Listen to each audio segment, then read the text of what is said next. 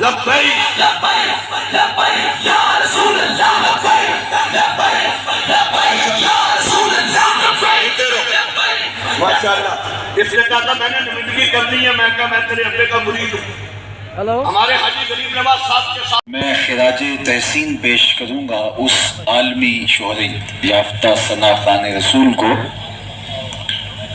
کہ آج یہ شہر جن کے نام کے اور لبوں پر حضور کی نعت کا نغمہ ہے، یہ شوق تھا کہ کبھی ان کی قبر پہ تربت نور پہ حاضر ہوں، لیکن وقت کی رفتار چونکہ اتنی تیز ہے تو آرزو کے باوجود بھی حاضر نہیں ہو سکا.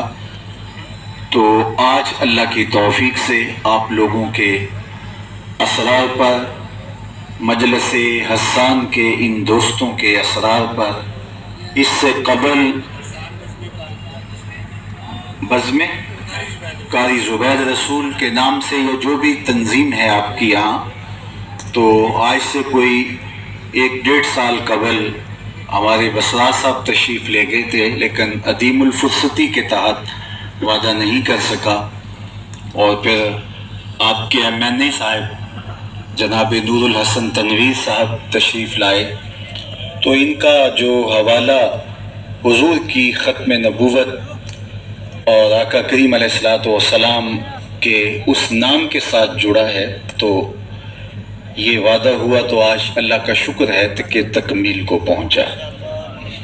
اللہ تعالیٰ قاری صاحب کے درجے بلند فرمائے اور سوز و گداز، الفت، پیار اور محبت کا نور جو انہوں نے سینوں میں انڈھیلا، اس سوز کو اللہ عمل کی شکل میں ڈھال دے. چونکہ عشق خام ہے، اگر عمل کے تقاضوں سے ہم آہنگ نہ ہو.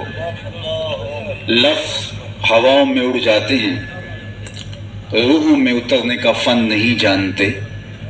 جو بات دل سے نہیں نکلتی اور جس کے پیچھے مضبوط عمل، تقوی اور عشق رسول اپنی تمام تر سچائیوں کے ساتھ موجود نہیں ہوتا. فارسی والے کہتے ہیں از دل خیزت بر دل ریزت، جو چیز دل سے نکلتی ہے وہی دل پہ اترتی ہے. اس لیے مجھے اور آپ کو اپنی محبت کو منظم کرنا چاہیے، اور جن سے ہم پیار کرتے ہیں، جن سے محبت کا ربط اور الفت کا رشتہ قائم کیے ہوئے ہیں، ان کی ہر ادا کو حرز جاں بنانا چاہیے. محب کے لیے تو محبوب کے حکم کی احتیاج بھی نہیں ہوتی کہ محبوب حکم کرے تو پھر وہ عمل پیرا ہو. محب کی حساسیت یہ ہوتی ہے کہ وہ محبوب کی منشا کو پا لیتا ہے کہ محبوب کی محبت متقاضی کس چیز کی ہے.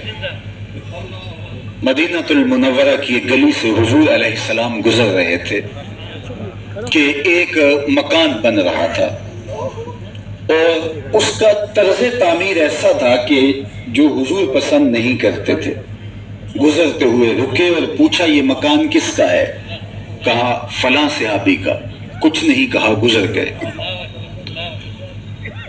جس شخص کا مکان تھا اس سے وہ شخص ملا جس نے حضور سے یہ بات سنی اور کہا کہ حضور علیہ السلام گزرے تھے، تیرے مکان کو دیکھا تھا، چہرے پہ پسندیدگی کے آثار نمودار نہیں ہوئے، شاید حضور نے پسند نہیں کیا.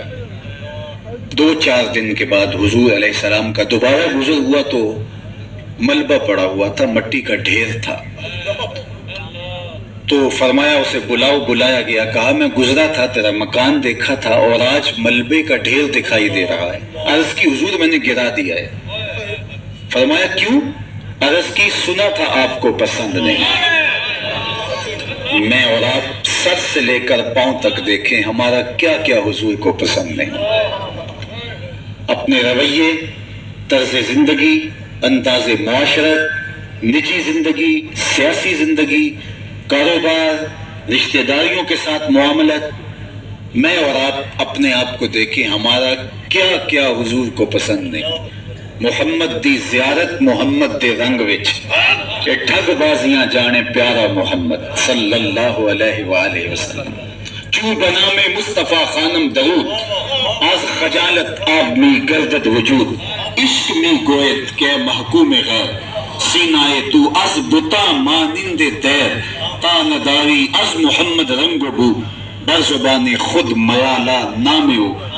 میرے مرشد نے اس کا ترجمہ یوں کیا یاری لا تو پاک نبی سنگ اے پر پوری یاری یاری لا تو پاک نبی سنگ اے پر پوری یاری پھر درود قبول ہے تیرا لاکھ نالوں ایک واری. ہمارے عمل ہمارے رویے ہمارا طرز زندگی یہ بتائے کہ ہم حضور کے نوکر ہیں ہم حضور کے غلام ہیں.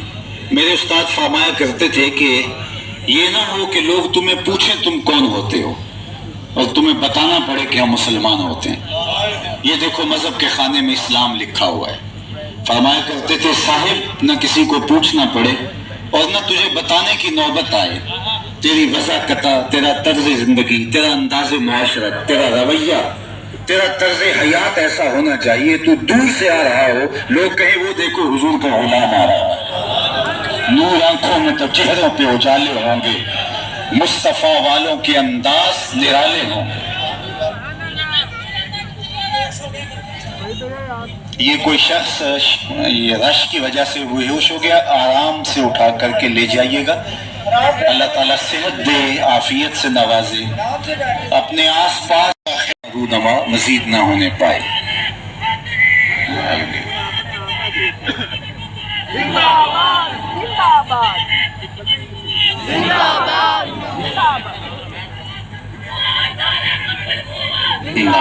احباب تشریف رکھیے گا آرام سے تشریف رکھیے گا. تو میں عرض کر رہا تھا کہ میرے استاذ المکرم علیہ رحمہ سے یہ منقول بات ہے. وہ فرمایا کرتے تھے یہ نہ ہو کہ لوگ تمہیں پوچھیں تم کون ہوتے ہو اور تمہیں بتانا پڑے کہ ہم مسلمان ہوتے ہیں. یہ دیکھو مذہب کے خانے میں اسلام لکھا ہے. تو فرمایا کرتے تھے صاحب کسی کو پوچھنا نہ پڑے اور تمہیں بتانے کی نوبت بھی نہ آئے. تمہاری وضاحت تمہارا طرز زندگی انداز معاشرت تمہاری زندگی گزارنے کا طریقہ اور سلیقہ اتنا دل آویز ہونا چاہیے کہ تم دور سے چلے آ رہے ہو لوگ کہیں وہ دیکھو حضور کا غلام آ رہا ہے. اور میں اس میں ایک اور بات کا بھی اضافہ کرتا ہوں اور وہ یہ کہ تم دور سے جب چلے آ رہے ہو تو پتہ چلے حضور کا غلام ہے لیکن جب تم کسی کے نیڑے آؤ تو پھر بھی پتہ چلے حضور کا غلام ہے. یہ نہیں ہے کہ کسی کے نیڑے ہو تو پتہ چلے کہ یہ دور دور سے تو عاشق رسول لگتا تھا قریب آیا تو کچھ اور نکلا. دور سے تو اچھا بھلا مومن اور مسلمان لگتا تھا لیکن رشتہ داری کر کے دیکھا تو ماجرا کچھ اور نکلا. کاروبار کر کے دیکھا ادھار دے کے دیکھا تو معاملہ کچھ اور دیکھا. اس کے لہجے میں یوں تو برف تھی لیکن جو چھو کے دیکھا تو ہاتھ جل گئے. یہ نہیں کہ دور دور سے ہم اچھے اور بھلے بھلے مسلمان دکھائی دے لیکن رشتہ داریوں میں معاملت میں کاروبار میں ہم اندر سے بہت کوڑے ہوں.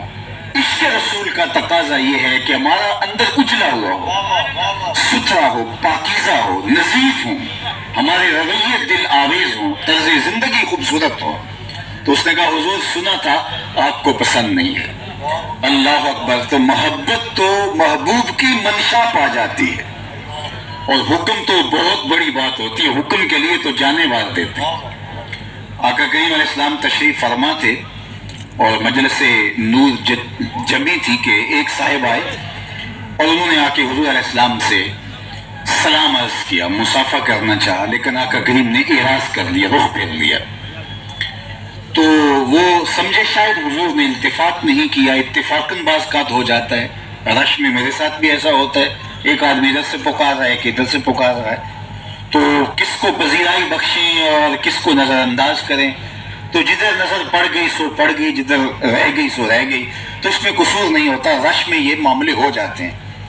تو اس نے سمجھا شاید حضور نے التفات نہیں فرمایا تو جدھر حضور کا رخ تھا جا کے ادھر سے سلام پیش کیا. تو آقا کریم نے پھر اعراض کر لیا. سمجھ آ گئی کہ حضور ناراض ہیں لیکن یہ سمجھ نہیں آ رہی تھی کہ ناراضگی کا سبب کیا ہے. تو وہ ناراض ہو کے چلے نہیں گئے کہ مجھے میرے سے ناراض کیوں ہیں. آج کل تو یہ بھی ہوتا ہے کہ ایک منٹ نہیں لگتا, کوئی بہانہ چاہیے لوگوں کو دینی لوگوں سے روٹنے کا. تو اس نے صحابہ سے پوچھا کہ حضور علیہ السلام نے مجھ سے اعراض کیا ہے اور میرے سلام کا جواب ارشاد نہیں کیا, شاید مجھ سے ناراض ہیں, تو میں تو نہیں جان سکا. آپ بتا سکتے ہیں کہ ناراضگی کا سبب کیا ہو سکتا ہے؟ میں ایک لمبے سفر پر ایک مدت کے بعد واپس آیا ہوں تو میں کچھ اندازہ نہیں رکھتا. تو انہوں نے کہا ہاں, یہ تو نے سونے کی جو انگوٹھی پہن رکھی ہے اس کو حضور علیہ السلام حرام کر چکے ہیں. ان الذهب والفضة حرام لذکور امتی, سونا چاندی امت کے مردوں کے لیے حرام کیا گیا. یہ عورتوں کا زیور ہے, گہنا ہے عورتوں کا, عورتیں پہن سکتی ہیں, مردوں کے لیے جائز نہیں ہے. تو خام خواہ کا گناہ اپنے ذمہ لینے والی بات ہے. اس کو آتش دوزخ کا انگارہ قرار دیا حضور نے. تو تیرے ہاتھ میں یہ سونے کی انگوٹھی ہے, اس وجہ سے شاید حضور نے اعراض کیا ہو. تو وہ آگے بڑھا اور انگوٹھی اتار کر کے حضور کو پیش کرتے ہوئے کہا حضور اس وجہ سے ناراض ہے, یہ رہی. تو آقا کریم نے وہ انگوٹھی پکڑی اور یوں ایک جانب پھینک دی. ناراضگی کی وجہ یہی تھی. بیٹھ گیا, مجلس ہوئی, آقا کریم کی نور نور باتیں سنی, گفتگو کا نور روحوں میں جذب کرتا رہا. جب مجلس اختتام کو پہنچی, لوگ واپس پلٹنے لگے تو یہ بھی واپس ہونے لگا. تو کسی نے اشارہ کر کے کہا وہ انگوٹھی تو اٹھا لو, تم تو نہیں پہن سکتے لیکن تمہاری بیوی تو شران پہن سکتی ہے, عورتوں کے لیے تو جائز ہے, قیمتی دھات ہے, سونا ہے, تو وہ تو اٹھا لو. تو صحابی نے جو جواب دیا وہ لفظ سن لیجئے. اس نے کہا واللہ لا آخذہ ابدا وقد طرحہ رسول اللہ صلی اللہ علیہ وآلہ وسلم, کہا اللہ کی قسم میں اسے کبھی بھی نہیں اٹھاؤں گا جس کو میرے حضور نے پھینک دیا ہے. یہ سونا ہے, ہیرا ہے, لال ہے, جواہر ہے, موتی ہے, پکھراج ہے, کچھ بھی ہے, پڑا رہے, میں نہیں اٹھاؤں گا اس لیے کہ اس کو میرے حضور نے پھینک دیا. میں اور آپ سر سے لے کر پاؤں تک دیکھیں, کوئی ایسی چیز تو نہیں ہم پکڑے ہوئے جس کو حضور نے پھینک دیا ہو, کوئی ایسی عادت تو نہیں تھامے ہوئے جس کو حضور نے پھینک دیا ہو, کچھ ایسا رویہ تو نہیں اپنائے ہوئے جس کو میرے حضور نے پھینک دیا ہو, کوئی ایسا کاروبار تو نہیں کر رہے جس کو میرے حضور نے پھینک دیا ہو, کوئی ایسا انداز تکلم تو نہیں اختیار کیے ہوئے جس کو میرے حضور نے پھینک دیا ہو. تو میں اور آپ سر سے لے کر پاؤں تک دیکھیں کہ ہمارا کوئی رویہ حضور کے بتائے ہوئے طریقوں سے ہٹ کر نہ ہو. ان کی محبت کا تقاضا یہ ہے کہ ان کا خلق ہماری روحوں میں اتر جائے. ان کی محبت کا تقاضا یہ ہے کہ ان کا پیار ہمارے من میں سمویا جائے. اس مخلوق کے ساتھ, حضور کی امت کے ساتھ ہماری محبت مثالی ہو. حضور کے غلاموں کے ساتھ میرے والد گرامی رحمت اللہ تعالی علیہ فرمایا کرتے تھے کہ اگر تم حضور کی امت سے پیار کرو گے تو حضور تم سے پیار کریں گے. کسی کی اولاد سے آپ پیار کرتے ہیں اور اس کے چہرے کو اس کے چہرے کی بلائیں لیتے ہیں تو آپ نہیں دیکھتے کہ باپ کے چہرے پہ آپ کے لیے کیا جذبات امڑ کے آ جاتے ہیں. کسی بچے کی گال سہلائیں, اس کے سر پہ ہاتھ پھیریں تو کیا رویہ ہوگا اس کے باپ کا. یار جب حضور علیہ السلام کی امت سے آپ پیار کریں گے تو آمنہ کے لال کے دل میں امت کے لیے کتنی محبت پیدا ہوگی, اس غلام کے لیے کتنا پیار پیدا ہوگا. اس لیے میں کو بڑی کہتا ہوں کہ توڑنے کی بدکاری نہ کرو, جوڑنے کی کوشش کرو. یہ امت ٹکڑے ٹکڑے ہو چکی ہے, یہ پوری نہیں ہے.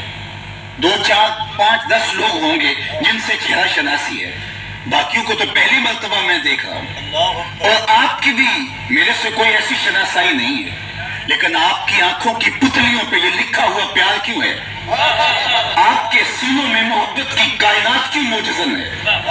آپ جو ہے وہ ایک سیلفی لینے کے لیے کیوں تڑپ رہے ہیں؟ میں کون ہوں, کیا اوقات ہے میری, خس خس جنہ قدر نہ میرا تے صاحب نو وڈیائیاں, میں گلیاں دا رونا گھوڑا تے محل چڑھایا سائیاں. میرا اور آپ کا کون سا رشتہ ہے؟ اور وہ ایک ہی رشتہ ہے اور وہ نام محمد صلی اللہ علیہ وسلم. محمد کی وساطت سے, محمد کی وساطت سے محبت تیری میری ہے. توجہ چاہوں گا, محمد کی وساطت سے محبت تیری میری ہے. محبت اصل ہے ان کی, نہ تیری ہے نہ میری ہے. اور اقبال نے کہا تھا چوں گلے صد برگ مارا بو یکیس او کے جانے ای نظامو او یکیس مست چشمے ساکیے بتہاستیں در جہاں مثل مومی ناستیں ہزاروں قومیں وجود میں آئیں دہر میں خشک و تر کے رشتے سے ہم نے بنیاد دوستی رکھی یاد خیر البشر کے رشتے سے. یار یہ جو قاری زبیر رسول رحمت اللہ تعالیٰ علیہ کا عرس کروا رہے ہیں یہ ان کے نسبی بیٹے تھوڑے لیکن ان کے دل میں پیار کیوں ہے. اللہ اکبر. ایک دن حضرت حسان بن ثابت رضی اللہ تعالیٰ عنہ نعت پڑھ رہے تھے اور ام المومنین سید عائشہ رضی اللہ تعالیٰ عنہ پردے کے پیچھے بیٹھ کے سن رہی تھی اور خوش ہو رہی تھی. تو کسی نے حضرت ام المومنین سے کہا کہ واقعہ افک میں منافقین کی چال میں یہ بھی آگے تھے اور آج آپ اس طرح سے جو ہے وہ سن رہی ہیں تو آپ کو بھول گیا قصہ. تو اللہ صلی اللہ علیہ وسلم اب یادا ملیحن مقصد یہ تین لفظ یاد کریں. تو حضور کا حسن متوازن تھا. تو جب اسے پوچھا گیا کہ اسلام کی کس قدر میں تجھے متاثر کیا تو اس نے کہا صرف ایک واقعہ میری ہدایت کا سبب ہے. سنی اپنے نبی کی شان. ایک واقعہ میری ہدایت کا سبب ہے. وہ کیا کہا ایک دن مجلس رسول لگی تھی حضور نے عاشقوں کا کہ ایک شخص نے کہا حضور میرا بیٹا گم ہو گیا اور ایک عرصے سے مل نہیں رہا آپ دعا کر دیجیے میرا بیٹا مل جائے. قبل اس سے کہ حضور کے ہاتھ اٹھتے اور اجازت کے در کھل جاتے. مجلس میں موجود ایک شخص کے پیچھے کھڑا تھا. اس نے کہا حضور میں اس کے بیٹے کو شکل سے جانتا ہوں اور ابھی بھی فلاں باغ کے قریب سے گزر کے آیا ہوں وہاں بچوں کے ساتھ میں اسے کھیلتے ہوئے دیکھا. بس بات پوری ہو گئی. اس نے دوڑ لگا میں بہت جلدی ہے جی حضور پلیز سب سے گزارش کرنی پڑی. اور باقی لوگ جناب مجھے دعاؤں میں یاد حج پہ جا رہے ہیں عمرے پہ جا رہے ہیں ہمیں دعاؤں میں یاد رکھنا. لیکن ماں سے کبھی کہنا پڑا کبھی دعاؤں میں یاد رکھنا. ماں ایسے ہی یاد رکھتی ہے اور پھر ماں جب ہاتھ اٹھا کے دعا مانگتی ہے تو بیٹے کے حصے کی رحمتیں عرش سے جو ہے وہ کھینچ جاتی ہے. اور لازمی لبیک یا رسول اللہ رضوی تیرے جان نثار بے شمار بے شمار رضوی تیرے جان نثار بے شمار بے شمار. خوش نصیب عبد الباسط کا نام